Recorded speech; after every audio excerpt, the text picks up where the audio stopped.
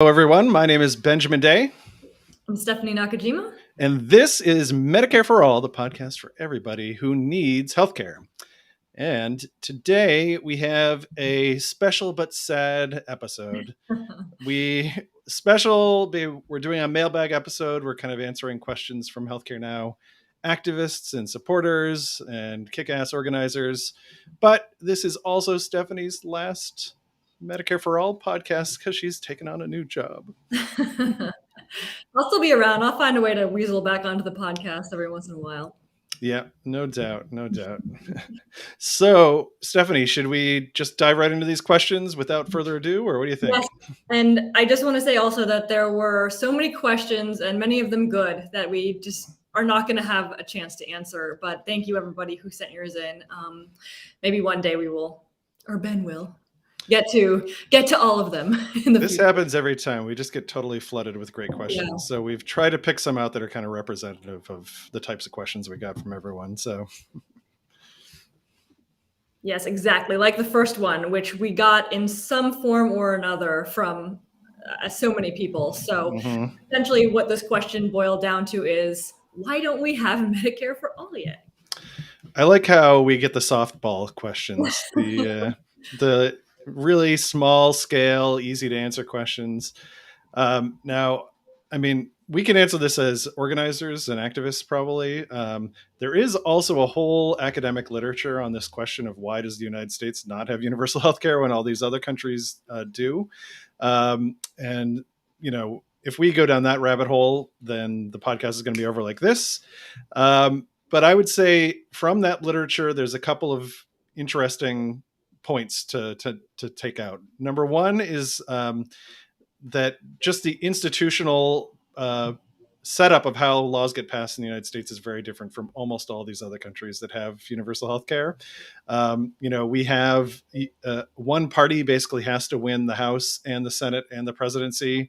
And then you have to have basically a large enough margin to overcome any dissent within your party, which we are seeing right now is a total clusterfuck with this budget reconciliation package that they're trying to pass.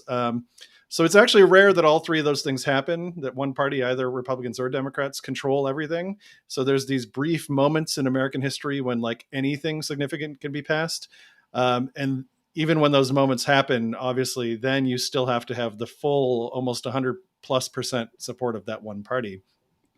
So that's one thing, countries that have parliamentary systems and prime ministers, that's not the case. If your party gets elected and you run on a thing, you can basically pass it.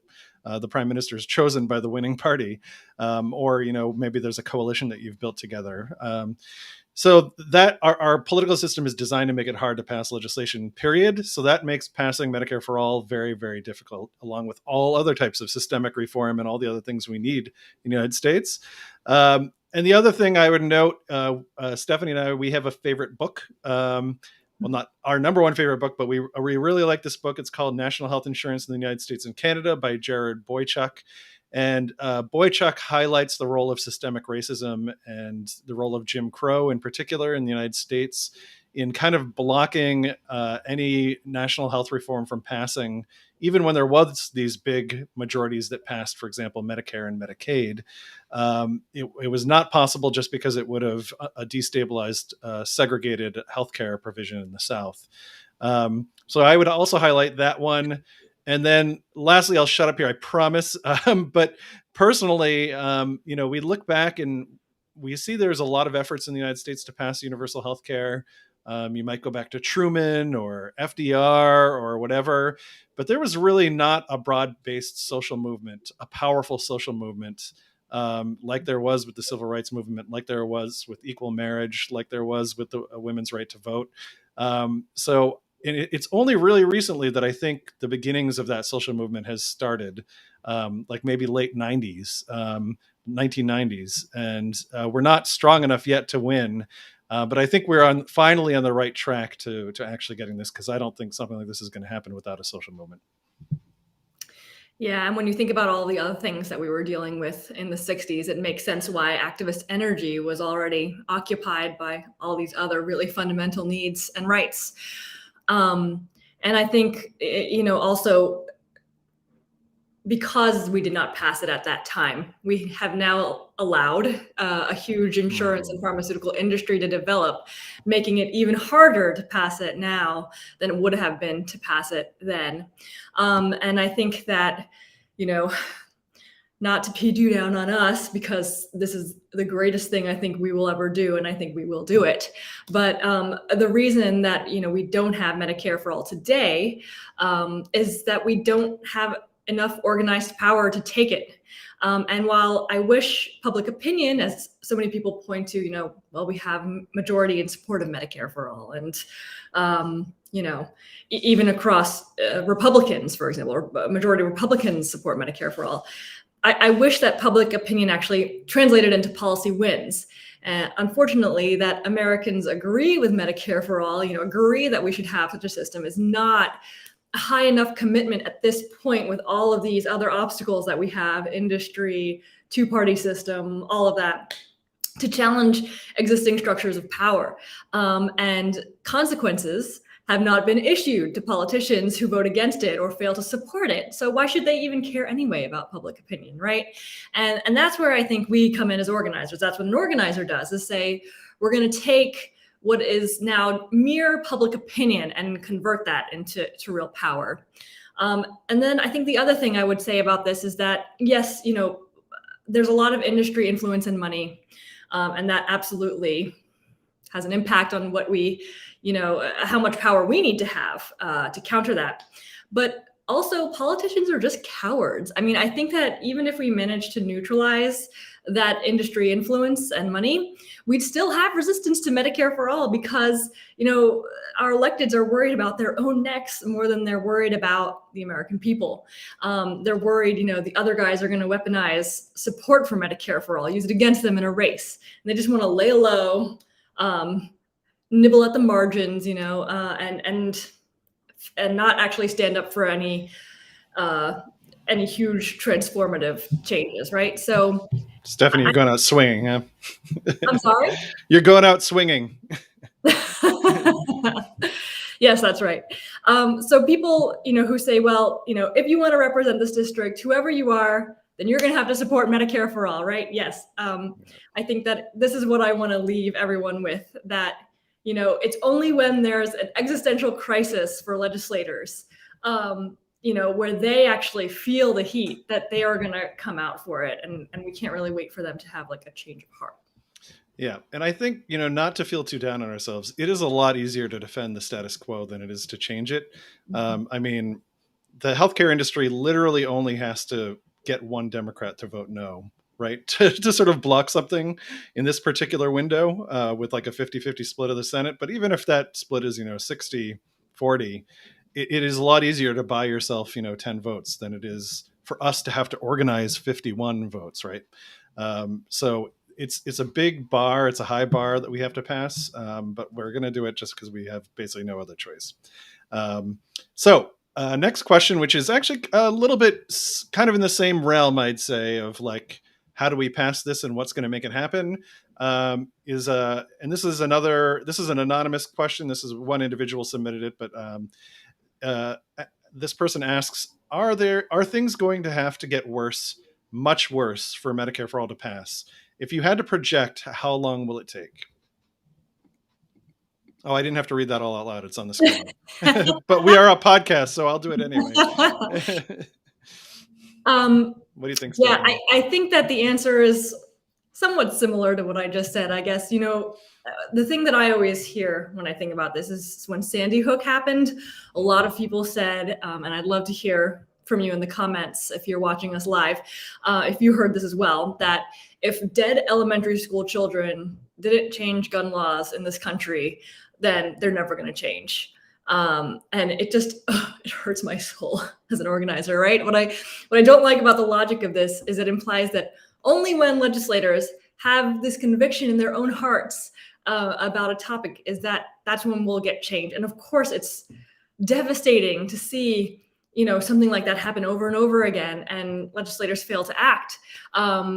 But that's the way it should work, right? Is that like what has happened in every other country with gun control, like in New Zealand and Australia? There were mass shootings, and then that was that. Gun laws changed. So that is absolutely the way it should work, but they're political cowards, right? They have to be forced to do things.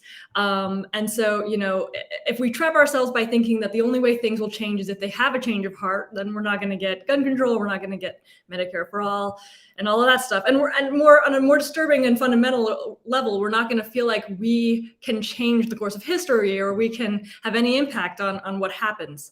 And so I don't think, in other words, it's not really a matter of if we're going to get it in X years. I think that when we succeed in creating, a power structure in just about every district in every state that will hold our legislators to account for passing Medicare for all, like what I was saying before, when it becomes so pressing that they know they'll lose their job if they don't pass it, then that's when we'll hit Medicare for all. And we need to keep track of those benchmarks that show our power is growing. And I think that's going to tell us when we're ready to pass Medicare for all. Yeah, I guess my short answer to this would be no. I don't think things have to get much worse to win Medicare for all. I think we just have to be better organized to win Medicare for all, and we have to mobilize a lot more people to win. I mean, a global pandemic is actually pretty bad in terms of things getting worse. And everyone lost their jobs and lost their health insurance with it. I mean, it was a total catastrophe for the employment-based healthcare system.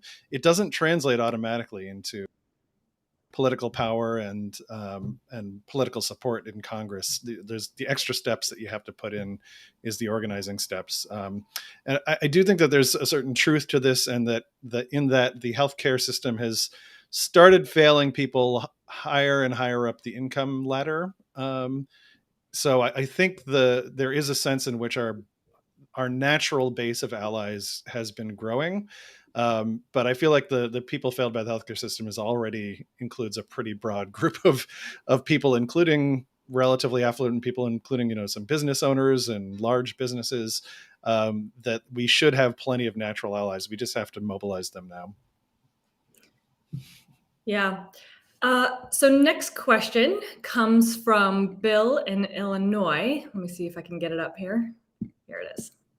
So he asks, why doesn't the single payer movement do more targeted ads promoting the amazing benefits of single payer, refuting false claims from the anti-Medicare for all PAC, and telling the public about the huge amounts of contributions that many congressional reps take from the industry? Ads are effective. We know this because the anti-Medicare for all PACs do a lot of advertising. Yeah, this is a great question. Mm-hmm. So, I mean, ads are, one tactic that our movement rarely uses, but could use. And to me, it's kind of a question of how do we use the very scarce resources we have in our movement. We have a lot of people. We don't have a lot of money, at least currently in our movement. So, if for example, the Illinois group got a hold of a $50,000 grant, you would have to face the question, would we get more out of that $50,000 by running an ad campaign, or by hiring, for example, a full-time organizer for the next year to try and, really turn people out and mobilize people? Generally, my sense is that at this stage in our movement, we get more out of investing in the grassroots. While it's true that ads are effective in certain settings, and I would say not all settings, there's a whole literature about how ads work and how much they work and whether they work at all, actually. Mostly focused around the electoral stuff. But bear in mind, our opposition, the anti-Medicare for all groups, this is really all they can do with their money. They can hire lobbyists or they can buy ads, but they don't have a grassroots network that they can invest in. They can't hire organizers to turn people out against Medicare for all, because people don't want to turn out to oppose Medicare for all. There's not enough folks. So it's a more difficult question for us how we allocate our resources. But I will say that I think when we get close to winning, like when we're talking about approaching a vote on Medicare for all, I think we are going to start having to have a solution to combat them on the airwaves and especially in social media, broadcast media, all that stuff. So I think it's a good question, and it's all going to be situational. If there's a specific type of media that you think you can invest in that you think will have a huge impact, turning people out, bringing them into their organizations, then it could well worth be making that investment over the alternative ways you spend your resources. Yeah, I 100% agree with, what Ben is saying there, that it's more of, it is absolutely going to be an end game strategy when they are fighting for their very existence. Insurance companies and pharmaceutical companies, they can spend down literally to everything they have, and it would still be better than just folding over to, what Medicare for All is going to mean for them. So yeah, I do think that in the end, and I think that that's going to be, we're going to have more resources as we get closer, as we start to bring more moneyed allies to our sides, like bigger unions, and unions take a larger role in the movement, and invest more resources in it. So yeah. So this next question, we started talking about it before the podcast started, and we quickly realized we could. It was a great question, very challenging to answer well, I think. And we're like, we could talk about this for probably the whole podcast if we wanted to. This is another anonymous question. It says, I live in one of the southern states that refuses to accept federal dollars to expand Medicaid. So lots of time and energy goes into efforts to make Medicaid expansion happen. Along now with pressure to include vision, hearing, dental in the Build Back Better bill, which may have disappeared by the time you read this. Yeah, God knows by the time this airs on our podcast what will have happened with this this endless clusterfuck that is the Build Back Better bill. And then this person goes on, please address how advocates for Medicaid expansion and Build Back Better can be turned into we won't stop here advocates that will continue to be engaged until we have Medicare for All. Really, really great question. Stephanie, you want to take a stab at this? Yeah, why am I the one to take a stab at this? It's your last episode, so that means we have to torture you. Is that how last episodes work? Okay. I wish I had an answer rooted in experience about this. I can just say how I responded to it on a personal level. My first thought was that advocates for Medicaid expansion are choosing to fight for Medicaid expansion because it's something that can be implemented more or less tomorrow, and it makes an immediate difference in people's lives, right? I grew up in the South and then lived there until I went to Tokyo and discovered the wonder of public health care. And Medicaid would have made a huge difference in my life as a service industry worker, with no chance. Didn't even enter the realm of possibility for me that I would get healthcare through my job, or that I would even have healthcare, really. And growing up in the South, where people who are, low income and don't have access to public services, like I see now that I live in the North, that exists for people here, primes you to accept that you're on your own and the government isn't really there to help you. And when I moved to Washington State, to live with my friends sort of shortly after college, which I think has a more robust Medicaid program. It didn't even occur to me that I would be eligible there for Medicaid. It didn't, I didn't know about different states and different Medicaid rules or whatever. I just knew that I was never going to be eligible in Georgia, and there was no reason to think that I'd be eligible anywhere else. So, the bare bones safety net in the South is meant to drive people into hopelessness and despair. Honestly, I mean, it really is to make you feel like you're on your own. And no one is going to fight for Medicare for all if they live on a planet so different than the one that guarantees, healthcare for all. And so when you talk about, there was two really good questions here. What messaging would you suggest? And then what tactics would you recommend to have us reach our goal? I forgot to read those questions out loud. But yes, those were the actual questions this person asked us. Yeah. And I think they're really good questions. And I would just say that, including and acknowledging the very real benefit and lives saved that Medicaid expansion will have for people in the South in your single payer, messaging, or when you talk about single payer within the context of a state that has not even expanded Medicaid yet, just like we do with Build Back Better, right? We say, of course, Medicare for all is the end goal, but seniors deserve to have teeth, and so we fight also for Build Back Better, and I think that will. Show people how we're going to slowly fight for all of our rights and not just the thing that's right in front of us, right? And then, of course, tying, the messaging of tying public health insurance to a more fair and equitable system, right? There's not a movement in the South to expand the exchange plans, the ACA or whatever, right? We're asking for the publicly funded Medicaid program because the more public funding and oversight there is, the more equitable the system will be. So making that connection, I think, is important. Ben, did you have anything? Yeah, I mean, this is kind of although this person is asking specifically about kind of Build Back Better and Medicaid expansion, I think we could almost expand this to just be like incremental health reform in general. How does the Medicare for All movement relate to incremental health reform efforts? And I think it's crucially important. So I would start with what not to do. And this is not what this person was suggesting at all, but we do see in our movement people who are, too left, so left, and also kind of in a position of privilege that they are dismissive, I think, of incremental health reform efforts, dismissive of Medicaid expansion efforts, dismissive of Build Back Better, of adding, dental vision hearing to, and say, look, you should be fighting for the whole thing instead of these. And that's what not to do.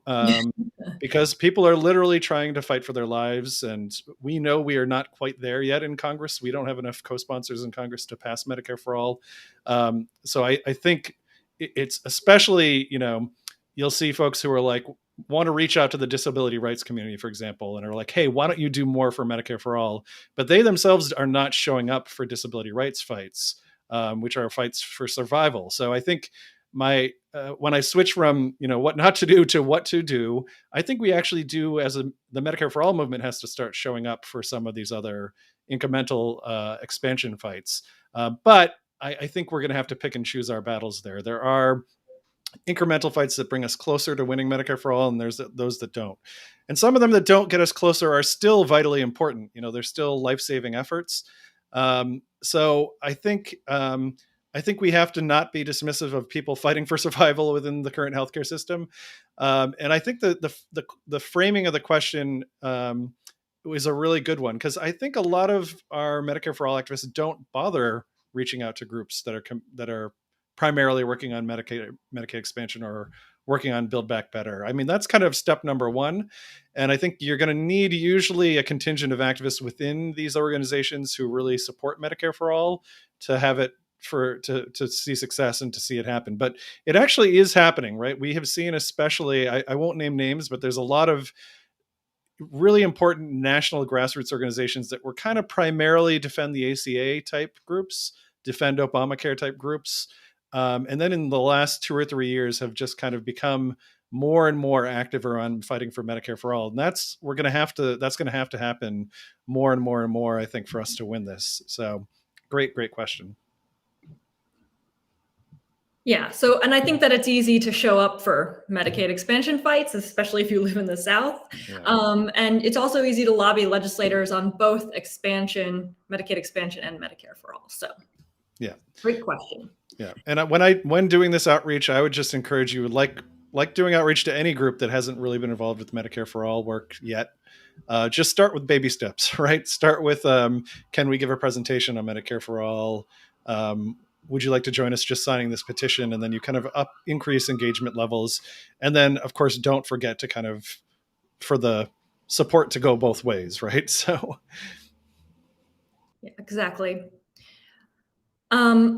So those were some sort of strategy questions that we got. We also got a couple policy questions. I'll start with the first one. So Medicare, this is from Mary in Florida. Let me get it up here on the screen. So Medicare is an 80-20 plan, and that requires a person to purchase a supplement to pay the other 20%, which many cannot afford. Is the 20% going to be eliminated under Medicare for All?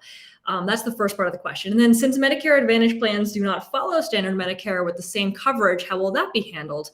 Why can't we have the single payer that would apply to all the states with identical coverage? Well, this is a good but easy question to answer. So both the Medicare for All bills in the House and in the Senate, they do not have deductibles or copayments. So they don't have all the cost sharing that traditional Medicare has. And they also would not have Medicare Advantage plans at all. They would both be universal public programs that are that offer equal coverage to everyone in every single state. There are some slight differences to the bill. Neither of them 100% eliminates all healthcare costs that folks would have to pay. Especially the Sanders bill is not quite as strong on long-term care coverage as we would like to see. But it would be better than actually most countries who have universal healthcare coverage. Both bills are better than the Canadian healthcare system and a bunch of other really, really good universal healthcare plans. We call it Medicare for all, but in fact, the bills that pass Medicare for all are dramatically overhauling Medicare in order to do that. They are really plugging all the gaps in Medicare, getting rid of the privatization of Medicare. So it's not just taking the existing Medicare program and expanding it to everyone. So that's why we often say it's the improved Medicare for all legislation. Should I go right to the next question, Stephanie, or do you have anything else on that? All right. So this is another interesting question related to cost sharing. What is the purpose of Medicare deductibles each year? It only makes seniors delay seeing a doctor. I don't see the advantage of a deductible to the system, and there is no advantage to seniors. Is there a benefit to the deductible? If so, who does it benefit and in what way? Ooh, yeah. The existence of a deductible in a public health insurance plan is so insidious. I mean, just because that's exactly the mechanism that is used by private insurance companies to prevent people from accessing care, right? I mean, that's what deductibles, co-insurance, co-payments do, is make you stop and think, do I really need this? But the actual history of why there's a deductible in Medicare is it came about in sort of a different way, actually, right? So the passage of Medicare during the 1960s was fraught with explicit racial tension about who was going to get what, and of course, how desegregation would affect white patients. And the consequences of this conversation are, of course, still with us today. And it's actually the reason that Medicare has a Part A and a Part B, right? Split into two parts. Now, Part A is the part that covers hospital care, requires no premium, you just get enrolled in it. Fully public.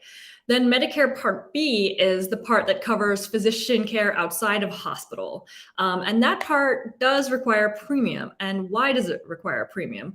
Well, Part B was designed this way in 1965 so that physicians' offices in the South could claim that it was a voluntary insurance program, because if it was not a voluntary insurance program, then it would be subject to desegregation guidelines. So, by making it a voluntary insurance program, something that you can buy into, not a direct government payment, they could continue to racially segregate their offices and refuse Black patients. So basically, creating a Medicare Part B was meant to accommodate racist doctors in 1965. Yeah, I would add, if you're too lazy to do history like I am sometimes, look no further than the fight right now over adding dental benefits to Medicare. The American Dental Association is fighting like hell to undermine dental benefits, especially for procedures, which is where dentists make all their money. And so the result was the House version of the Build Back Better bill adds dental to Medicare, but it doesn't start until 2028. And when it does, you only have 20% coverage of dental procedures, which are the really expensive things. And that is exactly what the Dental Association was hoping for, because they know they can charge patients whatever they want. They don't want to negotiate with Medicare. So building in these massive deductibles and co-insurance was kind of their way of being able to protect their income and high pricing that they currently enjoy. So you can just imagine the same exact thing happened when the American Medical Association was fighting against Medicare being passed in 1965. Yeah, so thank you for actually answering that question, Ben. I just realized I talked about premiums, not deductibles. Similar, yeah.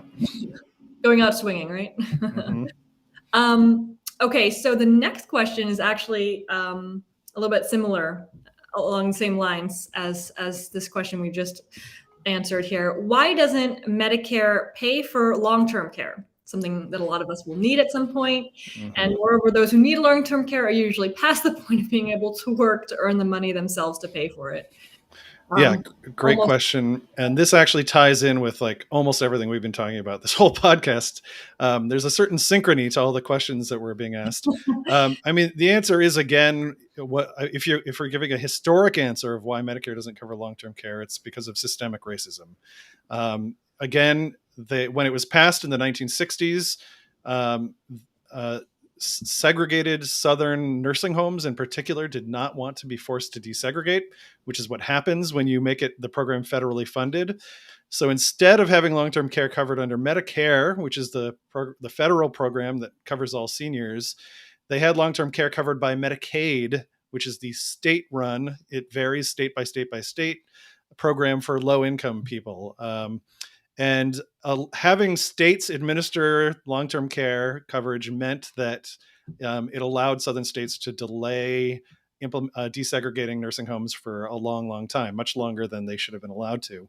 But even though nursing homes were eventually desegregated, at least on paper, legally desegregated, we are now left with the terrible consequences of long-term care only being covered under Medicaid.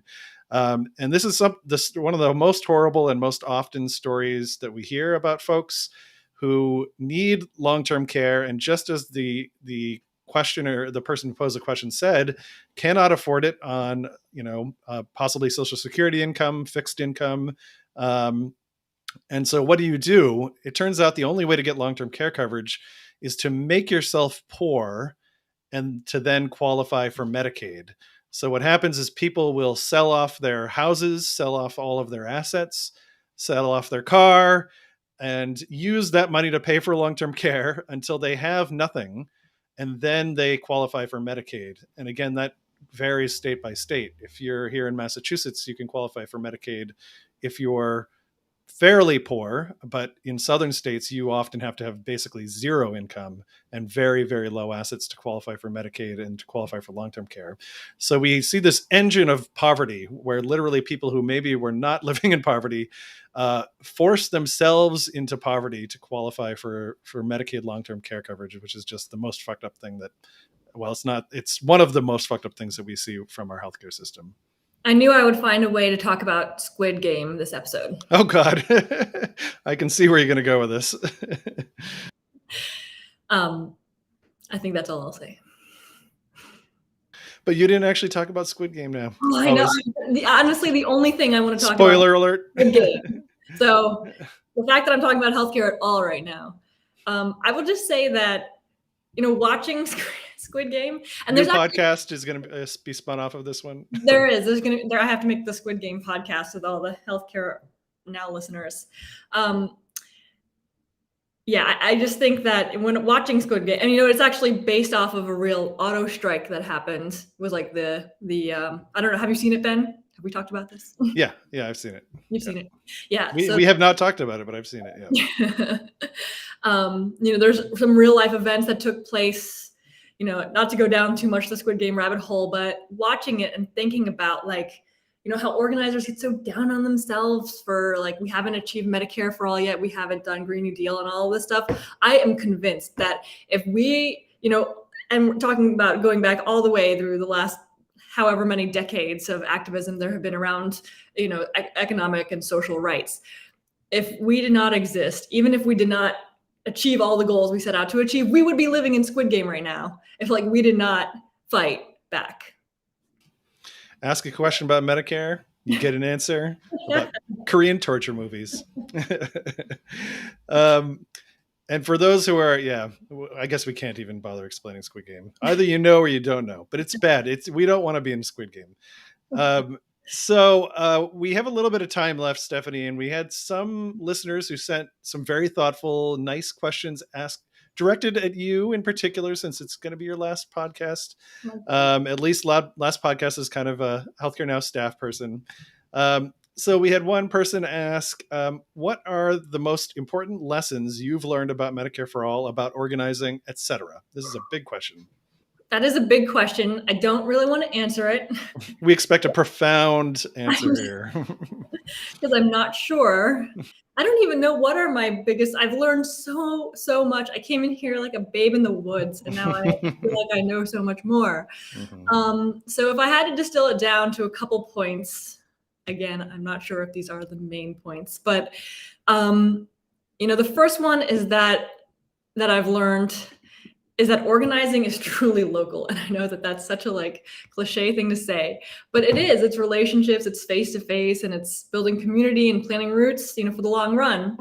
And Healthcare Now does this essential work in supporting these groups, like MassCare, the org that I now work for, gets crucial support from Healthcare Now, everything from website infrastructure and tech support to free trainings on organizing. Actually, Ben did this great training for us last week, where our hearing is coming up, and he did a training about how to tell your story for us, to legal advice about how to best to organize our finances. I would be totally in the dark about that, and single payer groups just don't have the resources for that. So the stuff that makes everything run, that is the crucial role that Healthcare Now plays.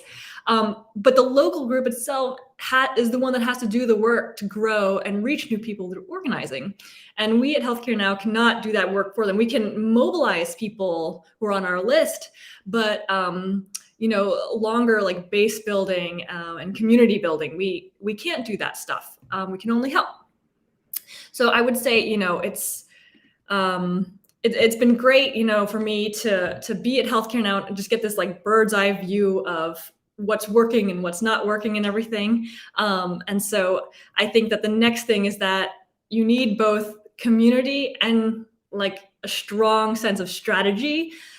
Those are two different things, right? To make an effective grassroots organization that functions and endures. I get frustrated sometimes when I felt like groups were turning into discussion clubs where people wanted to just talk and vent about the need for Medicare for all, rather than putting that time into establishing or refining strategies to meet goals.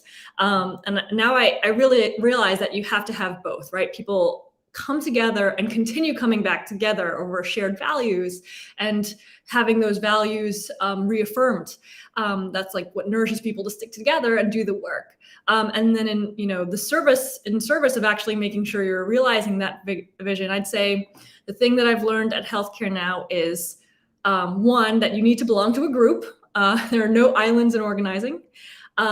Two, that group needs a long-term goal to consistently work towards, whether that be moving a legislator onto a bill or growing to a certain membership size or growing a coalition or whatever.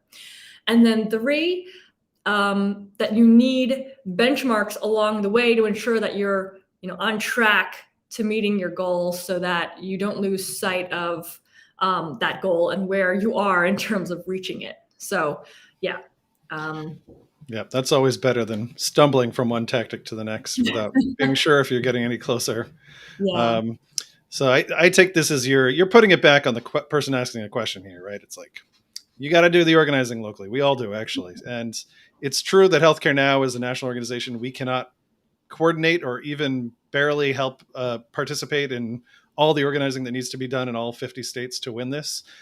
We just try to provide the infrastructure to support as best we can all that local organizing work. But we do, as individuals, do local organizing in our little home state of Massachusetts. And so will our incoming next person when we announce them. So yeah. One more question for you, Stephanie. This is from Carrie in Massachusetts, who I believe this is the Carrie who went through our leadership development training all years ago. Yes. Great to hear from her. Question is, what are you going to miss about working at Healthcare Now? What so else? You, Ben? There must be something else but me. Yeah, I mean, I would say it's been such an honor to do communications and have a hand in what happens at Healthcare Now. I mean, I think, but one of the biggest things for me is just speaking to and working with people from all over the country. I mean, that's just been amazing to have all these connections, and it's always made me feel and this is probably why I ended up, accepting the job at MassCare. But that I've always wanted to have deeper relationships with all these people. It's just been great to have, any relationship with people from all over the country and hear what they're doing and what's working for them and what's not working. It's really been a privilege to be there. And like I was saying before, just getting that bird's eye view of what's happening nationally has been essential, I think, in helping me understand like what would and what wouldn't work. And just we actually have an amazing board and membership. I mean, yeah, we've had the most supportive place to do the work that we do. So yeah, Healthcare Now is a great organization. I'm really going to miss it. Aw. All right, we better stop before we get too emotional at the end of the podcast here. So I want to make sure not to forget to thank our podcast team. Our podcast manager is Sarah Sang, our show notes writer is Jerry Katz, and our audio editor for this episode is Xandra Felicia. And I also want to thank you, Stephanie, for being my co-host these many years, even before we had the podcast.